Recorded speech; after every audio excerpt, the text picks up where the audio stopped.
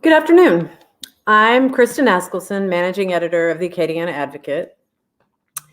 Today, along with our media partner KATC, we're proud to sponsor this town hall, the third in a series of 3 on the opioid crisis in Acadiana. Today marks the 1-year anniversary of the first COVID diagnosis in Louisiana. There have been nearly 10,000 deaths related to COVID in the state in the past year. So that's a topic that has understandably dominated the news. But there's been another health crisis quietly growing across our parish, our state, and our nation. As coronavirus patients flooded hospitals in 2020, isolation and interruption in routine and economic uncertainty rushed in everywhere else. For addicts, this was a dangerous recipe for relapse.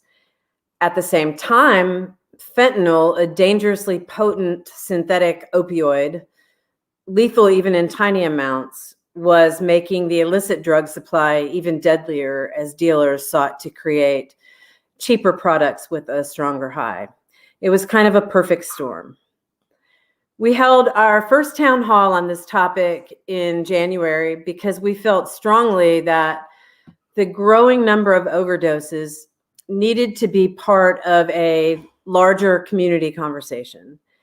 We want to help destigmatize addiction, and we want people to realize it's an insidious disease and it can happen to anybody. The 83 people who died of overdose in Lafayette Parish in 2020 don't look like you might imagine. They look like you and me. This is a topic that I personally feel strongly about. About 8 years ago, I lost my younger brother to an accidental overdose. He died 2 weeks before his 30th birthday. And last year, I had my first experience with an opiate painkiller. I had surgery and I was given a prescription for pain. I read the warning label, which said I might feel sleepy and maybe nauseated. But when I took it, that's not what I felt. I felt great. I felt energized. In fact, I can tell you the exact moment the dopamine was released in my brain. And it scared the heck out of me. And it made clear to me just how easy it would be for someone to become addicted to that feeling. So in January, we started this series by talking about the numbers. And I just want to remind people how alarming those numbers are. Louisiana saw the number of deaths from drug overdoses increase more rapidly than any other state in 2020. That's according to the most recent CDC report. From 2019 to 2020, overdose deaths in this state increased by 53%. Because of the increase, Louisiana now ranks number 8 among the states in per capita rate of overdose deaths, up from number 17 just a year earlier. And the increase in Lafayette Parish mirrors that of the state, increasing about 50% from year to year.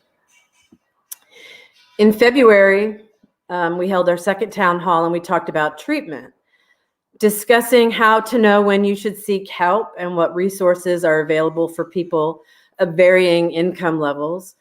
We also spent time talking about medicine-assisted treatment, which, while controversial, is clearly saving lives. And the theme of today's discussion is recovery. And we're going to hear from several addiction survivors. It's difficult to talk about addiction, and the stories you're going to hear are incredibly personal. But we need to have these frank conversations about this tough topic. I want to assure our panelists that this is a safe space for everyone to speak their truth about their addiction, their struggles, and their successes in recovery.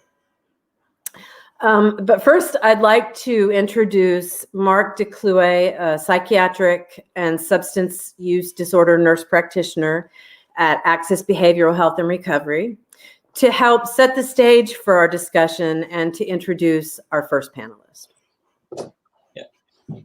Thanks, Kristen, for the introduction, and thanks for hosting this us on this platform. I think the conversation has been timely. I know that 2020 has been challenging for the communities that I'm providing treatment in.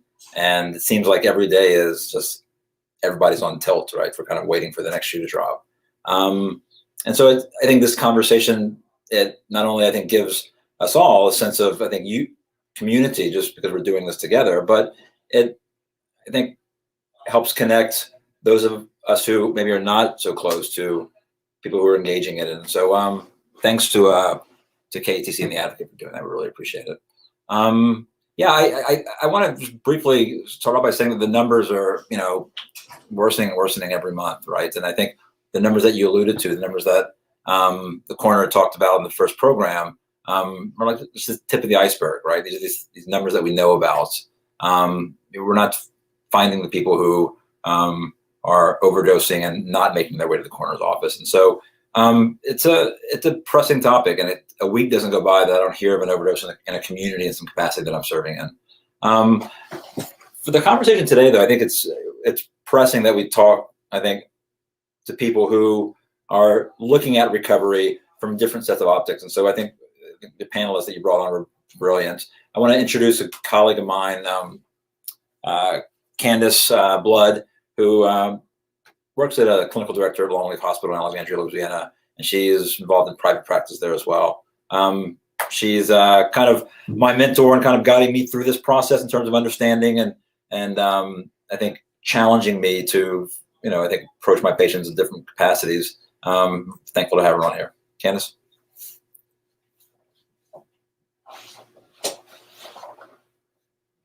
Hey, Candace, you're muted. That was our one. I told you we have to say it at least once. I love it.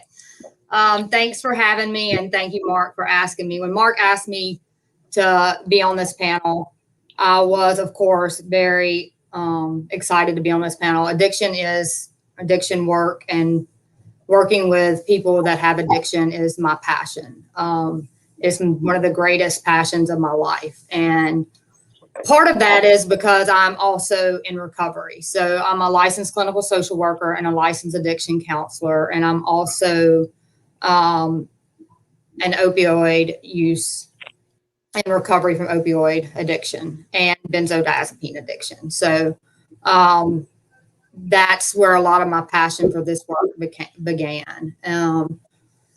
I also get to work on the front line. I'm the clinical director at Longleaf, so that puts me in a more administrative role, but, definitely seeing patients every day, broken and in a lot of pain from this disease. And I also get to do this in my private practice with a different population that some of us see as often in inpatient work is with judges and lawyers and physicians who have substance use disorders. So I see a wide array of populations with this disorder. And, what you said, Kristen, is that, this disease does not discriminate, and it touches almost every one of us in some way, whether it's for ourselves or a family member or someone we know and care about that, we have to see struggle with this. And today, especially with the epidemic, it's been, like you said, like the numbers are staggering. It's very sad. I'm also the chairman. I'm going to do a little plug for the Louisiana Drug Epidemic Awareness Walk across America. We have our Alexandria Walk Sunday. So please come out and be a part of that. And it's to honor people who have lost loved ones and to honor the loved ones that was lost by overdose. So a little bit of my story, even though I know that's not exactly what I'm on here for, but I got into recovery in 2004. I went through treatment kind of locally here, and that's kind of how I relocated here. And today, it's funny, we were talking in my staffing meeting about why do you enjoy being a clinician? It's social work month. It's so one of the questions I gave my staff today is like, why do you love being a social worker? And I actually have one of my patients from my very first treatment center I ran that is now one of my employees who is 7 years sober. And so she talked about like being given the chance and being cared about by someone when she didn't even care about herself. And so it makes me emotional today. But I love that I get to do that today, because I remember being there when you don't even care about yourself, but somebody cares enough about you and believes that you deserve that chance. So that's why I love what I do. And that's why I'm excited to be on this panel. And that's why I'm going to continue to fight and be and sit with people in their pain and their brokenness, so that we can make an impact on the recovery process. So thank y'all for having me. Thanks, Candace. It made me a little emotional too. And I know these conversations are hard. But like I said, you have to have the hard conversations, and Yes. you have to make people feel something, right? Yes, ma'am. So I really appreciate you being with us. Thank you. Next, I'd like to introduce Dodd Davis. He is a recovering alcoholic. He worked in the pharmaceutical industry. By a strange twist of fate, he was in the Netflix documentary The Pharmacist. And he's also working toward becoming an addiction counselor. So, Dodd, can you tell us about your recovery and sort of how you got to this point today? Yeah, absolutely. I got a little choked up when Candace was talking, because it wasn't all that long ago when I was like that, and I remember it vividly. So as I was sitting here thinking, probably the best way for me to sum up my experience in recovery is I lived to get to the point where I was completely beat, and I had no other options. I did not care about myself. I was homicidal, suicidal. I was, anything that you could imagine. But most of all, I knew a loneliness like I'd never experienced before, and it led me into a treatment center for the last time. And I was finally willing to take some suggestions, because I spent 25 years bound and determined to be smart enough, to be strong enough, to have the kind of will and determination that it would take to beat it, and I couldn't. This disease of addiction it's bigger than me. I don't have a chance against it. I needed help, and thank God I lived to the point to where I was willing to accept that.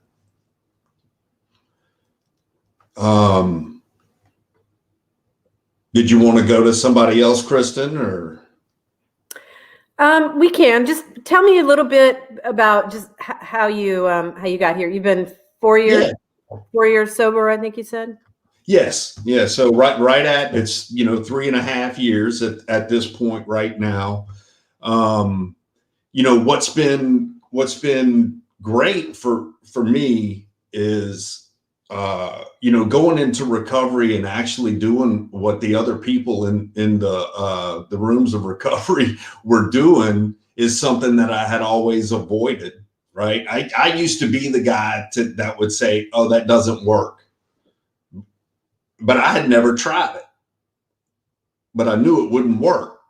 Right. That doesn't make any sense. But that's the brain. And now I've been working in the recovery arena, we'll say, for the past 2 years, and I'm in school to have the kind of licensure that Candace has at LSU. And the reason all of that happened is because of recovery, right? Without starting, without beginning to get well and seeing the miracle of recovery and experiencing the tragedies that go along with it. Just in the last 30 days, I've lost 2 friends. Just in the last 30 days, 2 people that I was close enough to say, to call them a friend. And there's been many others in just the last 3 years, upwards of, probably 10 guys at least that I know. I hear about them every day. I think Mark mentioned that earlier. I had to accept all kinds of different help in this process. It wasn't just going to the rooms of recovery. I had to accept medical help. I had to begin to practice some different spiritual techniques that I was at first conflicted about, but I got over that eventually. And I had to start helping others. And I found that in doing that, I found a passion that I'd never experienced before. I felt a part of instead of separate from. And that's the absolute, I guess it's the miracle of recovery. The reason I stay around today, the reason I'm doing what I'm doing is precisely what Candace described. I feel like when I'm around and I get to help newcomers, I have a front row seat to the absolute greatest show on earth. And it is the miracles that happen would blow your mind. But the work never ends. Right. The work absolutely never ends. It's a front line of a war is what it is. And unfortunately, most of the people that are going into recovery right now are opiate addicts. Yep. Thank you, Dodd. I appreciate it. And finally, I want to introduce John Paul Gudry, who is actively in recovery. And John Paul, you and I talked a little bit over the weekend about your story, and you've definitely had your fair share of tragedy as well. So could you tell us your story of addiction and recovery and how it has affected your family? Okay, yeah. I will start, I guess, at the beginning. Whenever I was young, I guess around 12 was whenever I was first exposed to drugs. At first, it started out with some pot, but my brothers had access to painkillers and benzos, and before I knew it, I was trying LSD and cocaine as well, and that went on for quite a while. But then it was fun at first. In my early 20s, it was a party, and I didn't see it as a problem. I didn't really have any consequences. It wasn't until I guess it was whenever I started to experience the use of drugs to feel normal. I was really bound up to it. I would go to work, use painkillers, and then I would stay up late at night because I worked at a bar, and I would drink and use cocaine, and I would just repeat the cycle. And I wanted to get out of it, but I didn't know how. But I didn't see it as a problem. It wasn't until later on in life, whenever I was starting to take things more seriously, in my early 30s, whenever I wanted to go to nursing school. I enrolled at UL, and I was trying to balance school, my drug use, and a blossoming family. As a matter of fact, I had a kid while I was in nursing school, and it became real, what's the word? Real tough because I was taking stimulants to study, and then I would feel yucky afterwards. So I would use painkillers once again to feel better. And this was normal for me. It wasn't a problem until my child came along, and then I was holding all these plates up in the air, and I was trying to balance everything. And it all came crashing down. My girlfriend at the time pretty much gave me an ultimatum and said, you choose your family or you can choose your drug use. And that's when I really became to understand what addiction looked like to me. I didn't want to admit it at the time, but I wanted to stop. I had a good reason to stop, but I couldn't stop. In fact, there was one time whenever I was up late at night and I told my girlfriend I was going to go to the store to get some cigarettes. And I drove right past that gas station and I continued on to my drug dealer's house. And at every intersection, at every stop sign, I wanted to turn away. And I was watching in horror as I was no longer in control. I was no longer in control. And so, but even then, I did not want to admit that I had a problem. It took a lot more to beat me down to say that I had a problem. Whenever I was younger, even whenever I was real young, I was telling you, I had 2 overdoses, and that was only a warning sign that I had to get the dose right. And so then whenever I was post nursing school, because I had to drop out, I decided to choose my family, and I had tried to quit using. So I went into the oil field. I saw that as an answer to my problems. And I ended up going to the hospital 2 more times that year and nearly dying. And it was the intervention of my family that brought me to my first rehab and found great recovery there. I spent 110 days at this rehab in Metairie, Louisiana, and the recovery stuck for a while. But when I moved back home to Lafayette, I was no longer around my recovery base, and I didn't know anybody. So I lost contact, and that's what's the real danger whenever you're in recovery, is not having contact with people. I isolated, and I was afraid to engage in the program of recovery. Just like Dodd was talking about, I resisted. Rebellion dogged my every step. Uh, you know, and it took a couple more years of constant relapsing to bring me to my second rehab, and that's where I first encountered medication-assisted treatment. I was willing to try anything to become sober because, once again, my girlfriend at the time, Erica, gave me the ultimatum: you got to choose your family, or you're gonna pack up and leave. And but I could not use. I had to.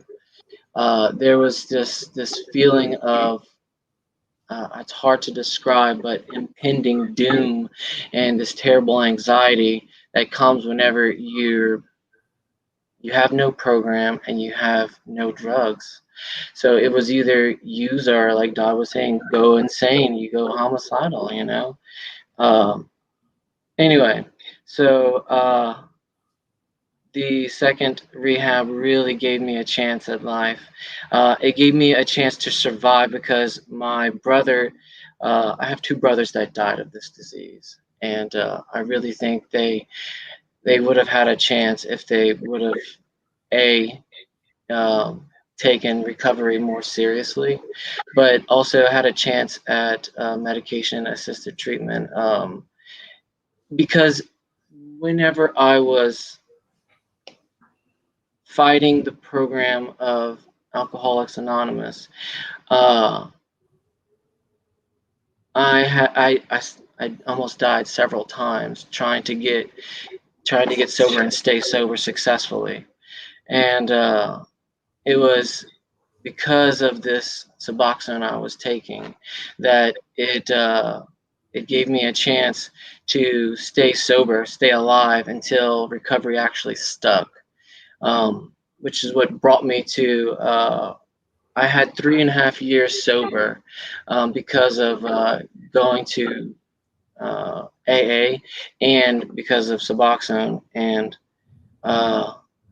I had lost my job recently, and being at home, being depressed, feeling hopeless, and being away from my recovery, because I had moved to Houston. That's where I live now, right outside of Houston. Being away from my recovery base again, I felt isolated, and I lost my program of recovery. And so I was just depending on medication alone, and that is not something that you can do forever. The program of recovery through Alcoholics Anonymous is what is going to save my life, but medication assisted treatment is what kept me alive long enough so that I could find my way back there again. Because I didn't have a program of recovery, and I was going quietly insane recently, and I relapsed again. I lost my recovery this fall, and it came close to contemplating taking my life or using again, because without recovery, the symptoms of the disease take over. And luckily, the medication kept me alive long enough for me to go and get desperate enough. I found the gift of desperation, and I clawed my way back into the rooms of Alcoholics Anonymous, which is where I am now. And this is why I can say that I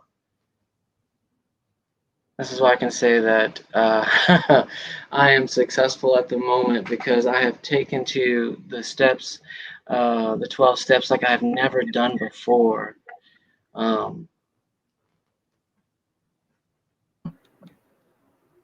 So let's talk about that, right? Yeah. What success looks like. Each of you is coming at recovery from a different place. And I suspect the definition of success is different for everybody. So whoever wants to jump in, what does a successful recovery look like to you? So John Paul, is it okay if I go first? Please go ahead, Dodd. Yeah, okay. So he described it perfectly. And I felt like, I don't know if I made it clear, but I can tell you my personal journey. When I was 30 years old when I went to my first recovery meeting, and from that point on, all I did was I would stay sober until I couldn't take it anymore, and then I would drink till I couldn't drink anymore. Something would happen and I'd go back to AA, and then I would stay sober until I was wound up good and tight, and then I would drink again. But the whole time I was not working the program. I was not working steps. I didn't have a sponsor. I wasn't doing the things that I needed to do. And with the gift of desperation, like John Paul was talking about, I finally have done those things, and my recovery is very different. I'm finally sober and happy right now. So then what does success look like? And walking back in the room, to me, right? Making it back into the rooms of recovery. Man, so many people don't these days. So many people don't make it back. And it's awful when people go back out. It's scary. But, John Paul talked about it. I know I've talked about it. Candace, I'm sure, has experienced it. We, if we're lucky enough to live to the point where that an absolute miracle can happen, it's an awesome experience. And so, you know, we don't want to beat ourselves up too bad, and go back. Don't wait. The people there love you and they want to see you again. So it sounds like, in some ways, success is a day-to-day thing. Is that accurate? Yeah. You know, I'm successful today. Yeah, absolutely. We're it's a daily reprieve. That's right. And it's, you know, contingent on the maintenance of our spiritual condition, right? That doesn't mean we have to have, you know, religion. That just means we have to have a power greater than us that we can depend on, because we know that we are not strong enough to beat this on a day-to-day basis. I think there's like a larger, conversation to be had as well, right? That we need to surround ourselves with people who are supportive in that capacity, right? I think there's like probably nothing greater than I experience when I'm engaging with somebody in the clinic or the hospital, and are able to kind of disarm in a way that just allows for a real conversation. Because you know, I think John Paul hit it up pretty well, right? I think until we're figuring out like who we are, right? Who is the sober John? Who are we, right? And to our core, right? Then kind of what are we doing? And I think surrounding yourself with people who can, you know, support you when there's a tough go, right? And there's a stumble, but support you in a capacity that builds you back up, right? That says that, you know, we're it's an illness, right? We're going to get through this illness. We're going to push through. We're going to continue to contribute to our community. And I think something Dodd hit on is just so pressing, I think, at this time, right? Is like we're figuring out ways to connect, right? And it's just so important. It is the intimacy of, I think, recovery. And so, yeah, I think that you don't know somebody actively in recovery, just look to your neighbor possibly and say, hey, listen, be supportive during tough times. It's these are certainly them. And, you know, Candace, maybe you can weigh in on this. It seems like it's important that we define success, and that it's not some pie in the sky. This is what success looks like, you know, because you probably see people from all walks of life who it really does mean different things to them. Getting to the next day is a success. So when I read that question, the quote that came to my mind is from the AA Big Book, but it's in the 3rd step prayer, and it says, relieve me of the bondage of self. And that has always been my go-to phrase for me for success, like freedom. Like, what am I bound by today that I need to be relieved from because I am in bondage of myself? Like, and so I feel like for each and every person, it's similar. Like the things that bind me may not be the same things that you're bound by, but when you get relief from that, that's a liberty and a freedom, is a inner spiritual success. Like it does display an externally as well, but not always for the same. You know, like my success doesn't always have to look like your success. You know, I love success for me is when I'm talking to somebody that's struggling and I see it in their eye and they're like, oh, you're just like me. Like, oh. You know, I love, like, that's success. I'm like, even if they know they're not alone, like they know somebody else thinks and has done and felt the way the things they felt, even when it seems like nobody else in the world surely has ever thought the way I thought. Because that's what I thought. Like, nobody is this sick, I assure you. But they're all that way. No.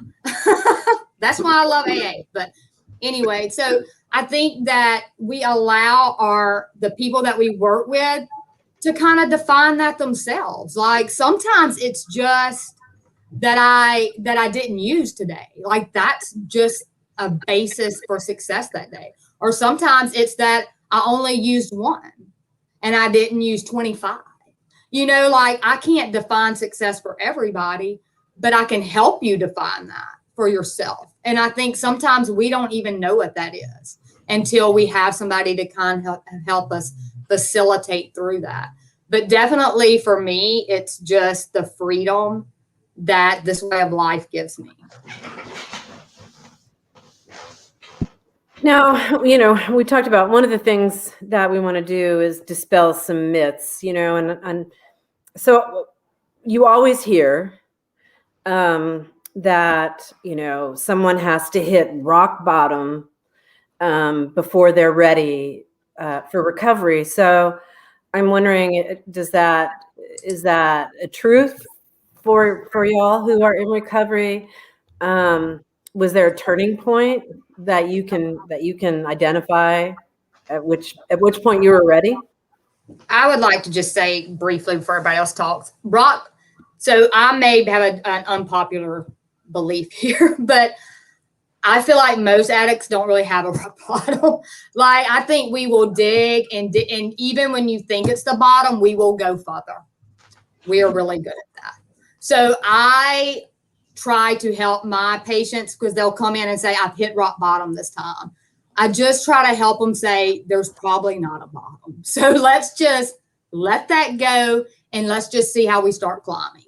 Because every time we may think we've hit rock bottom, there's more. I think we can just continue to dig ourselves in. So I'm not really sure. That's my belief, though. In working in this field, being in recovery, like I don't know that there was a rock bottom. Now there was a turning point, and I'm a real big believer in AA as well. I do not believe that's the only way, absolutely, either. But they never describe a rock bottom. They do describe something like that, but they never quite use that verbiage. And so they, it's when reliance on self is completely gone. Because we think we can. We always think we're going to do a little bit different or a little bit better. And so that's kind of how I view when complete reliance on self is no longer there. So that's just kind of my take on it. And I think that we help people just to see a different way and, to just kind of hold space with them through that and let them define that for themselves. And I forgot the second part of the question. So, thank you. That's okay. John Paul or Dodd, you want to weigh in on that? Kind of a turning point or a rock bottom? I like what Candace said about being able to continue to dig. I think that is so true. There is no such thing as my bottom may look different to you. I didn't lose my cars. I didn't lose my home. I didn't have to live under a bridge. I still had everything whenever I went into recovery. It was an internal trigger. Whatever the next thing I'm about to lose is too much to bear, that's what my bottom was. And I have found new bottoms each time I relapse, to be honest. The last bottom for me was this fall whenever I was being overwhelmed by the symptoms, the crushing depression. I couldn't get off the couch. I was so depressed. The anxiety, the fear. I couldn't even take my kids to the doctor anymore because fear had begun to overwhelm me. And I just couldn't live like that anymore. Like I said, it was a decision of choosing to use again and taking my life. And neither of those were options. So that was my turning point. Yeah. Is that it, John Paul? I don't want to. Yeah. So I won't go too much further than what the other, panelists have shared right there. But I don't even know what rock bottom is, right? And because I've had a whole bunch of bottoms. I mean, a bunch of them. And there's even been times where I said I will, like when I was about to start drinking again, where I was like, man, there's no way I will ever sink that low again. And I always did. And went down to a new one. So bottom is where you stop digging. To me, it doesn't have to be the worst time. A lot of times it is, but it doesn't have to be. And it's okay. I think what a lot of people that are very new in recovery, when they come in, they hear some of these really glorious stories about how bad somebody, was, and they're like, well, my story's not like that, and so then they feel like they don't relate, or they don't have enough experience. And that's why it's so important when we see new people in the rooms that we talk to them. Don't let them come in and, at least that's what I was taught anyway. So a lot of times, family members try to help. And I'm just wondering, is there something that your family or friends or people who care about you did to get you to that point where you were ready for recovery? Or was there something that they could have done? Or was it just something that you had to come to yourself?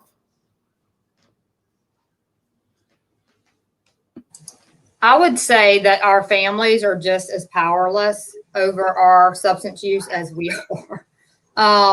However, I have a strong passion also for helping families, because I feel like a lot of resources are needed as well as spent on the addict or the person with the substance use disorder, but the families are suffering as well, and they're broken as well, and they are sick as well. What we know about addiction is a family disease. And so I can't speak personally on, I don't think my family loved me in spite of me, and I'm very blessed, and God bless them for that, because I don't know how they did it. But could they have done something different? I think they loved me the best way they could through everything that I did. I think that it just had to be, I had to be where I was to get help, and I don't think they could have done anything different. I work a lot with families, and just because I have a passion to do that. And I always tell them that don't love your addict to death, because we can do that, and you have to do what you can live with at the end of the day, not what I can live with, or what your mom or your sister or you have to be able to live with the decisions you make, because nobody else has to. And so, and then I, of course, try to give them some resources for like Al-Anon, because they need that as well. But anyway, that's my experience with other people trying to do things to help me.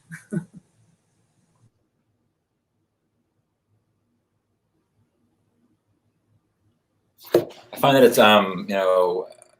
helpful to, the families want to engage, or they want to help solve the problem, and oftentimes just have them support their loved one by identifying with the feeling, right, and letting them know that, hey, I know this is a struggle for you, like we're here with you, and be more supportive in that capacity as opposed to problem solving, right? Because the family relationships get in the way in such a capacity that it makes the situation a bit more complex than we want it to, despite our best intentions, I think.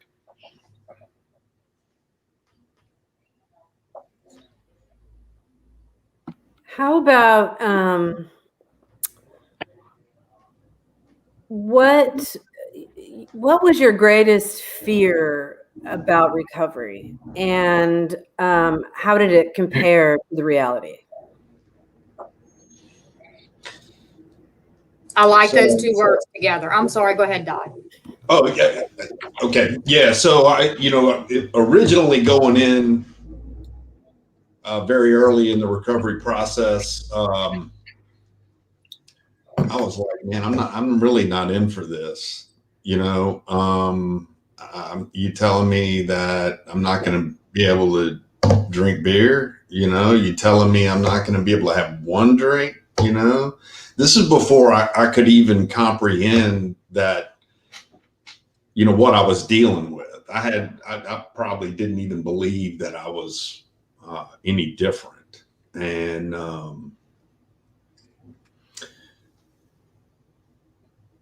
this disease is a great teacher, right? It is a fantastic teacher, and it's all by experience, you know. So unfortunately, you got to live through some stuff if you have it.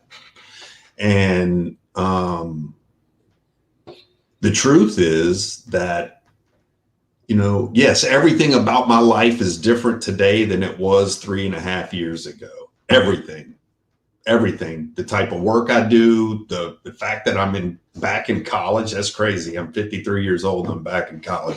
I mean, I think about it sometimes, and I'm definitely certified. I think that's the best thing. You know, and so, but and if you would have told me any of this would have been happening, you know, back then I would have said, there's no way, forget it. You're crazy. And the truth is, man, I have less today than I've ever had in my entire life. And I'm happier than I've ever been. And because I'm free. And it's a miracle. So the truth is, you know, if there is a mystery, right, or something, a misconception about what recovery is like, man, don't sell it short. Don't sell it short. I promise you, because it'll turn around and show you some stuff. Anybody else?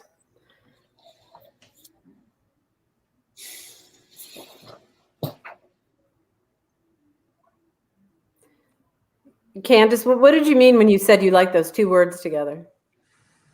Well, I was just thinking fear and reality. There's a lot of fear early about reality, and like facing reality. But, you know, I think that initially you probably don't, I'm going to speak for myself. Initially, I didn't even understand that I had fear. But once I, you know, like Dodd said, my mind began to clear, and I began to kind of be aware of where I'm at now. There, you know, I had a lot of fear. I think fear drove a lot of things that I did. But I think the biggest fear I had was coming to the realization that I wasn't as good of a person as I thought I had been, because I can remember the first exercise I did in treatment. They said, circle all the things you are. And I was like, good, kind, compassionate. And I mean, I believed that. Like, my counselor's like, rolled it up, threw it away. She's like, okay, you are so far not ready. I'm like, what? You know, like, I am those things. And so fear of just, who am I? Like, who am I if I'm not on the substance? Because I know who I am when I'm on opiates. Like, I feel like I'm great, and I feel like I can do all these things, and I can take care of all these things. But who am I when I'm not? And then just really trying to find my identity, who I am, and let go of the shame that I had for being who I was. Trying to do that simultaneously. And it's really hard. It's really hard not to be shameful of your past. When they tell you in AA, don't regret the past. And you're like, okay, that makes no sense to me. You know, how do you not be ashamed?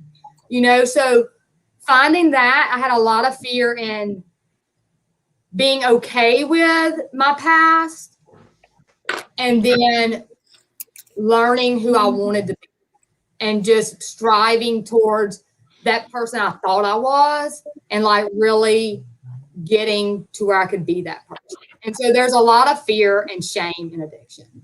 And one of the things that I did early in recovery is I can remember, like, when I started first getting management positions, and my CEO would be like, well, how'd you make it to pump? I'm like, rehab. Like, I'm just trying to get it out there in a funny way, like I want to be transparent, but like, just, I want to get the shame part over with really fast, and now it's just who I am.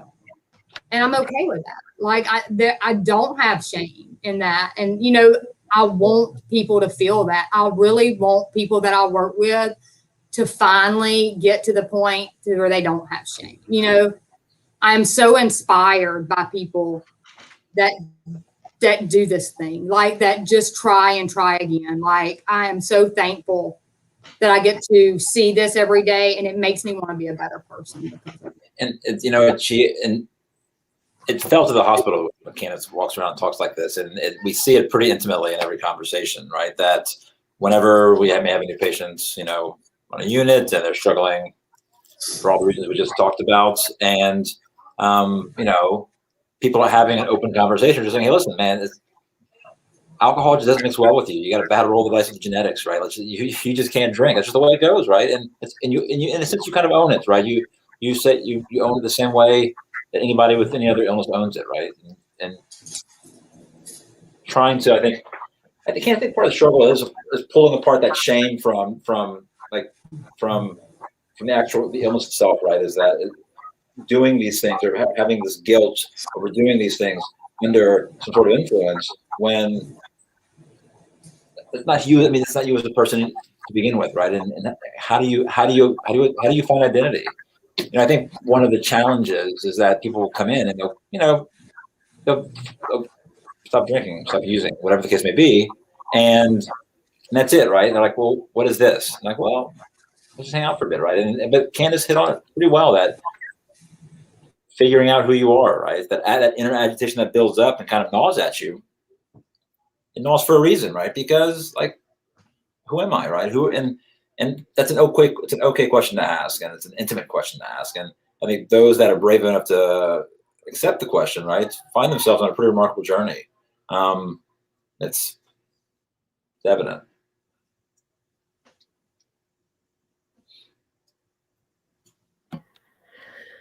I have so many questions, and I'm looking at the clock.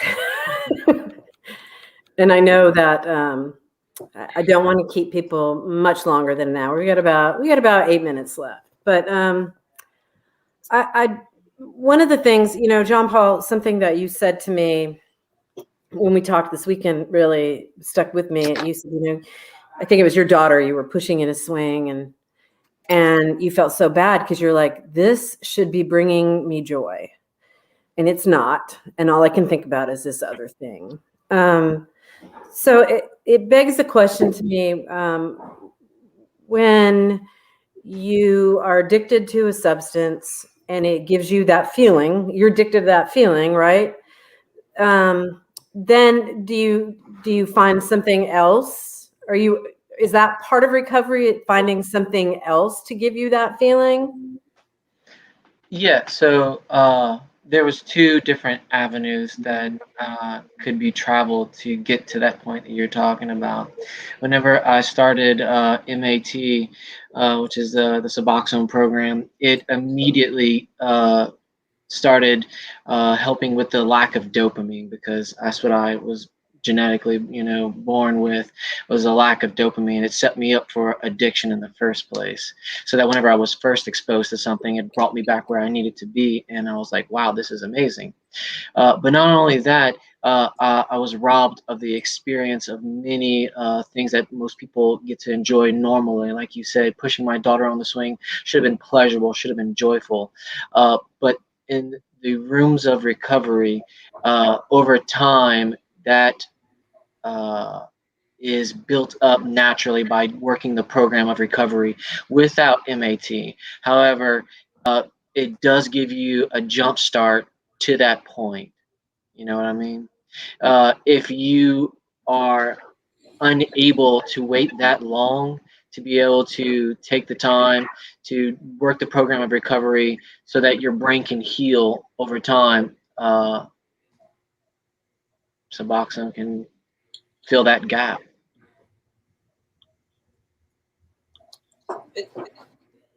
and from my vantage point, it's been pretty remarkable, I think, in seeing how quickly patients can jump into recovery, right? With it, that's the one, jump into recovery, and two, stay alive, right? That's the I think the saving grace. I can tell you, like with our practice is pretty heavy prescriber of it, and but we're also not just a prescriber of it, we're also engaged with partners who are doing some pretty serious work in the recovery field, and having those active conversations with patients and making sure that they they're beginning to try to find self, right? With that being said, one doesn't have to dive into that arena if they don't want to, right? I think it's we need to remember that it's good enough to be alive, right? And that's the conversation we're having here. I mean, I think that any other of the substance use disorders would find themselves in a pretty good place if they can find a chemical that can, I think, one, replace craving in that capacity and save lives in the capacity that it does. I mean, the data is pretty overwhelming. But I think it's very important, right, to, I think, challenge people who have an abuse disorder who are on buprenorphine to dive in a bit, right? Because it can be a struggle in and of itself just to not. And so. Absolutely. So let's talk about where we are today. There is a pandemic, and while things seem to be getting better, I know that moments ago the governor announced a huge expansion in who is eligible for the vaccine. So yay, that's a step in the right direction. But undoubtedly, the pandemic has made things a lot harder for people who are trying to access recovery and access support and find a sponsor. So, what can people do right now? Are there any, what suggestions do you have? I know there's some good, I think, partners in the community that are doing work in terms of putting out sessions together that you can gather with on Zoom or via the phone. And I think whenever I first heard that was happening, I kind of scoffed at it a bit. But then when I talked to a couple of patients who were doing it, and the value in just talking to a group of 7 people on the phone was something. I know that we're having conversations with some people in our community that are from Minneapolis about setting up, I think, a mechanism by which we can promote those avenues for treatment. It happens so often. We all hear it's that a neighbor across the street or whoever, maybe their kid was looking for recovery and ended up like in California, right?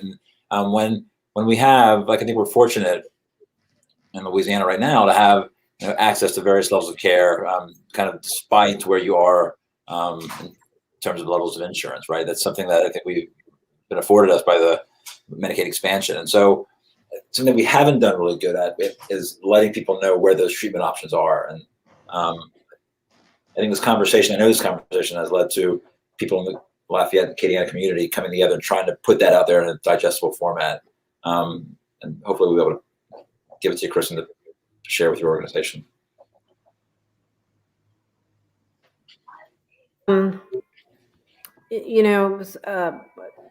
As we're getting close to the end of our time, I'm wondering, you all are at different stages. I mean, Candace has been 17 years.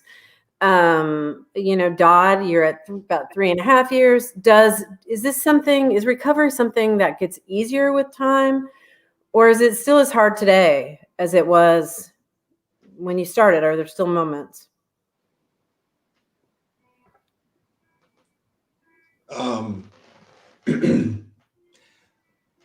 don't know. I mean, so is it easy every day? No. Are there moments where I feel like, wow, I just went backwards, and, I might have something, so, a fit of anger or something like that. And, be a little, hard on myself but I think it's the life portion where the road gets narrow, if you understand what I'm saying. So the actual not being in recovery, the actual, drink and drug issue can sometimes disappear relatively quickly. It's the life portion, how to live and to maintain happiness and sobriety, actual emotional sobriety, and that sometimes waxes and wanes for me. But if we stay steady with it, then the results come.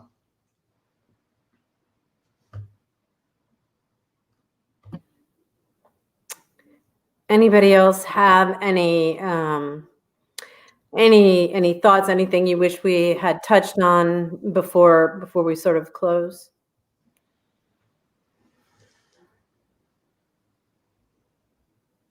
Mark, are you talking? I think you're muted. So bad. It happens on every one of my patient encounters too. It's very common. It feels like we don't give enough conversation to how can we prevent this from happening in the first place. And we were talking about that at the beginning, at the top of the hour, and here we are trying to get it in the last couple of minutes. But I think that we need to, as a community, be more respectful of people's mental health rights. And so when trauma is occurring, or when our friends are hurt, or when our friends are suffering, like, we need to figure out ways to be supportive. And if you don't know how to be supportive, just ask how to be supportive, right? It's always better to ask than feign. And I think that goes a long way. There are a couple of ABCs that we can all do in terms of just helping prevent those from happening, and I think we can do a better job contributing there.